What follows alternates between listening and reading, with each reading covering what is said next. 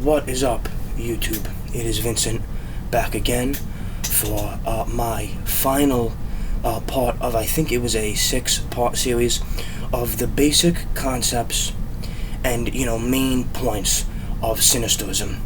I hope everyone's having a good day. I hope you're feeling strong and capable, because on the left-hand path, you are strong and you are capable. So, for this final part, we're going to talk about something that I don't know if there is any most important part of Sinisterism, but there are certainly, I guess that's for you to decide, but there are certainly one of the most important, here and there. And right now we're going to talk about one of the most important, which is self-styled ritual practice. Now, because Sinisterism aims to become this ultimate form of the left-hand path, where you are the path, you are the keys, and you are the gates, and you are the one who formulates everything. It's almost like a left-hand path system of not having a system. It's the system from which to make your own system.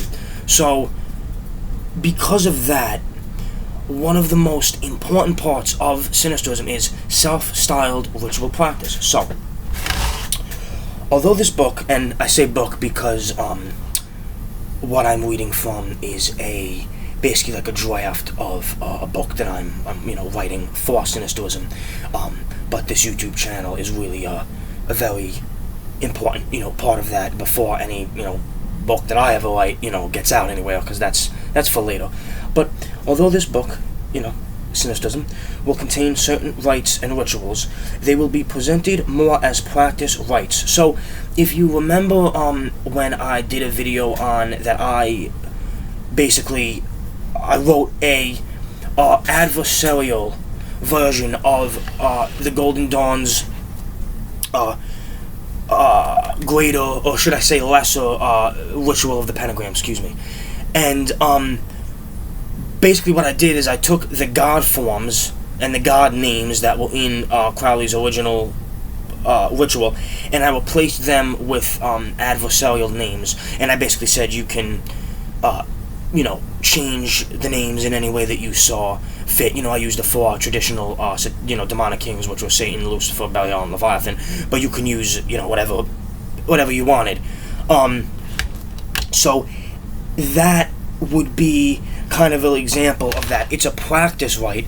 It's a rite that has value. It's a rite that is meant for you to use and get something out of, but it's not a dictation.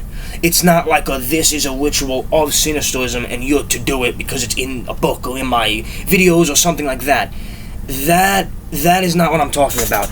I am talking about you take it and it almost gives you your own idea of how to make your own ritual, what structural things are kind of important, what ideas you can maybe use for mantras or chanting or whatever.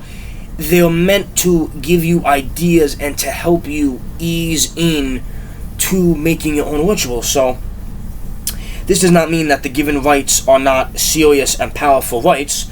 It just means that they are meant more as an example, of technique and not formula. And that's really important. Technique, not formula. So, that's why in the video, whenever I talk about rituals, especially in that video when I did the, kind of like adversarial, lesser pentagram ritual, it is meant so you know how to bring about those types of power, how to bring about those forces that are, within and without you, whatever you believe. The technique is much more important than the actual formula written out itself, because that's up to you, like I said. So, the art of Sinister Arcana is one of total freedom in both formula and technique. Anything you think will bring power and energy to the ritual may be performed. So, to kind of, almost blew up my canvas there. To elaborate on that, which of course we're gonna, in Sinisterism, and you could extend this really to the left-hand path in general, but because Sinisterism is supposed to be a real kind of polished and kind of synthesized version of the left-hand path, we're going to be focusing on the context of what it means for Sinisterism. So, when you're performing a ritual, you are doing it for your benefit. Now, that could be the benefit of you directly. It could be the benefit of some sort of situation, like I want to get this job, and I'm going to do a ritual to try to bring that job to me. Whether it's, I think I'm not disciplined enough, and I've had experience where I wrote a ritual to kind of get the idea of discipline in my head, and it really fortified me and it made me a lot better in those endeavors that kind of involved more disciplinary training, so like working out and eating right and sleeping right and things like that you need to kind of do consistently every day, whether it's for a family member or friend. Whatever you're in that ritual chamber for, it's for you. Whatever that means in that particular time, could mean anything, it doesn't matter. But you're doing it for your own benefit. So, if that's the case, then you need to do a ritual that responds to your psychology, that responds to your own sense of spirituality.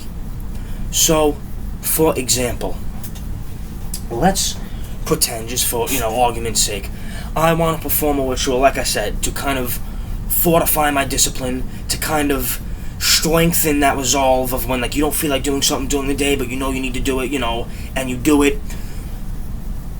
Some people would do well with just writing down like an affirmation or something like that and doing it. They sit down, they don't really need any candles, they don't really need any tools or images or symbols or anything like that. For them, a quick, simple, verbal ritual daily is all that they would need to start to really build that sense of discipline, in their life as they do the ritual consistently throughout weeks and months. Someone else might go, it's not enough for me. They might want candles. And that might be good enough for them, right? They might go, having a sword's kind of cheesy to me. I don't really need any images on the wall. That's fine. I just need candles. I want good lighting.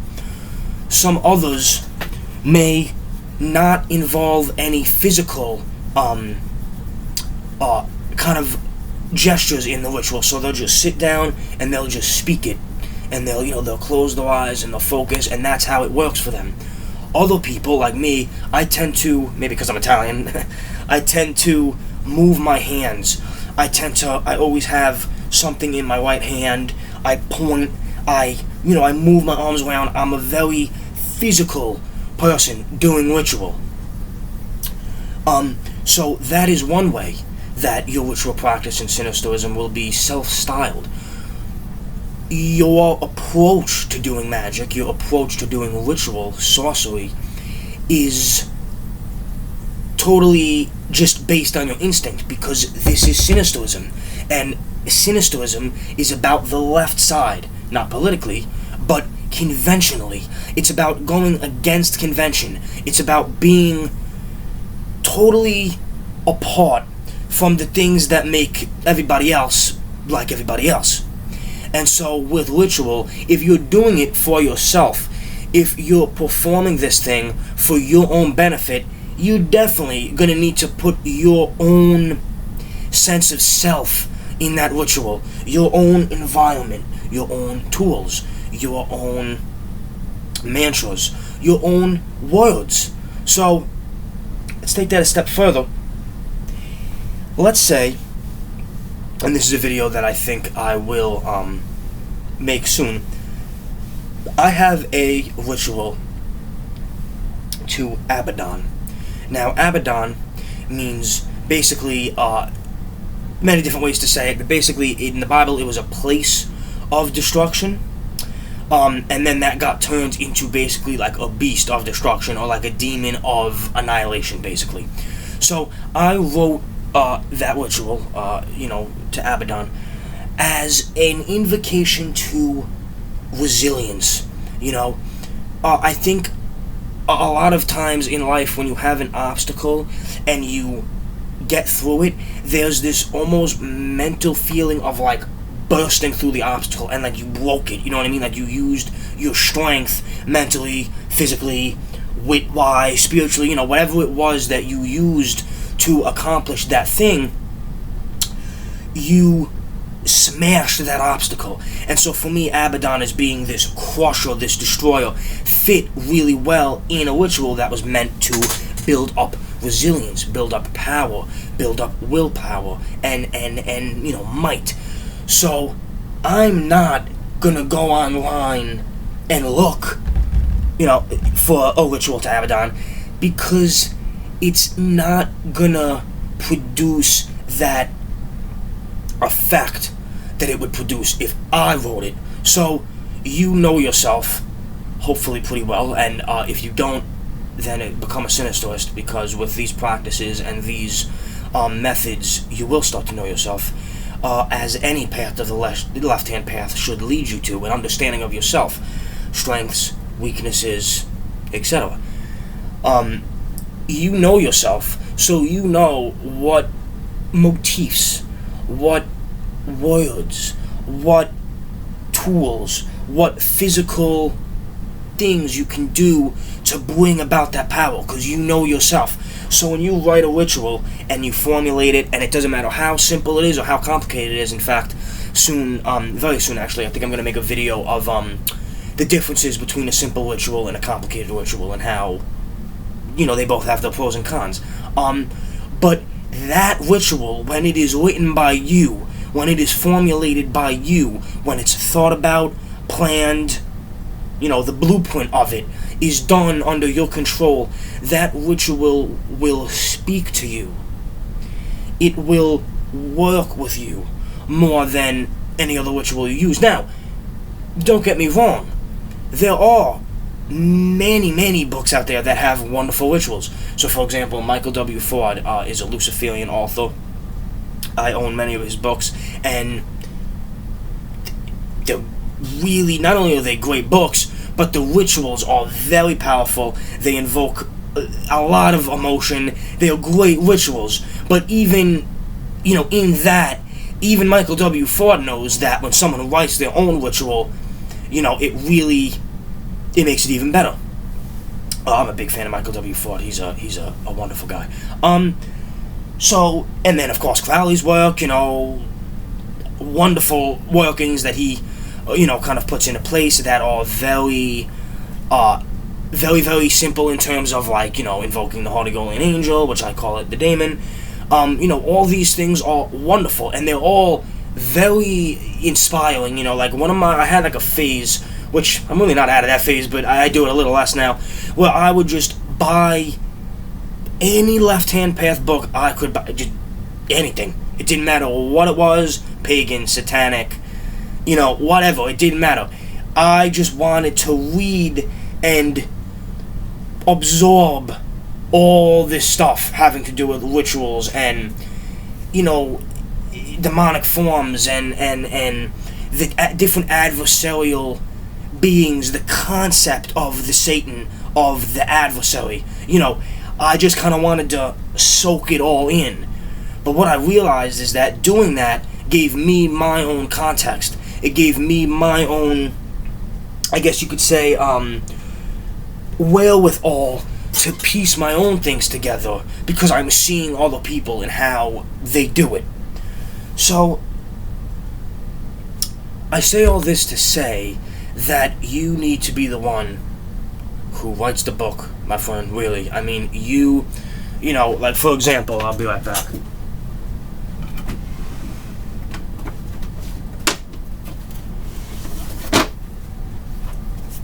This right here is my grimoire, you could call it, Book of Shadows, if you will. This book is my spell book, right? So, I was given the actual book itself. It's a very nice hardcover book. I was given to it Christmas, ironically, right? My family's cool though. They don't, they know what I'm about. But why it's special is because, again, it's yours. You know what I mean? When I open my drawer, which is where I got it from in my room, and I open it and I feel it and I open it up, every bit of it is of me. And that that has power to it, and you don't know until you do it. You won't know until you have your own tools, your own altar. This is about you, nobody else. It's about empowering yourself and becoming the closest that you can to godlike. And the left-hand path, and especially, above all else, Sinisterism, aims to take the man part of you and the God part of you and make it one, so that you are truly living as a realized kind of like being of the left-hand path. You are your own being, you are your own key and your own gate, and you make these choices, and it's not just in life. Obviously that's a huge part of the left-hand path: dressing how you want, treating people the way that they treat you, being a person who goes by instinct, who goes by feeling and their true desires. Then so too will that be relevant in ritual. So I think that's pretty much all I really need to say. This is a topic that I absolutely will be elaborating on much more, as I will the general, topic of ritual in general. But yeah, I'm going to be uploading a lot more frequently. I hope you have been enjoying these videos, and I hope that you basically get something out of them. I hope that you start to maybe change based on some of these these methods. And yeah, if you are on the left-hand path, it's time, friends. Really, it's time to truly become your own path. Because, and I mean this in no disrespectful way, in no disparaging way, but if you're just a purely LaVeyan Satanist, like you read the Satanic Bible and any literature by the Church of Satan, and that's it, that's not really the left-hand path, in my opinion. If you do nothing but follow Crowley, and you basically just replace whatever religion you had before with Thelema, that's not really the left-hand path. This is the left-hand path. Being a gate, being a key, being the portal with which things come, enter, and with which things leave, go away. So that's all I have to say. More videos incoming, without a doubt. And Hail Sinister Arcana forever. Thank you very much, everybody.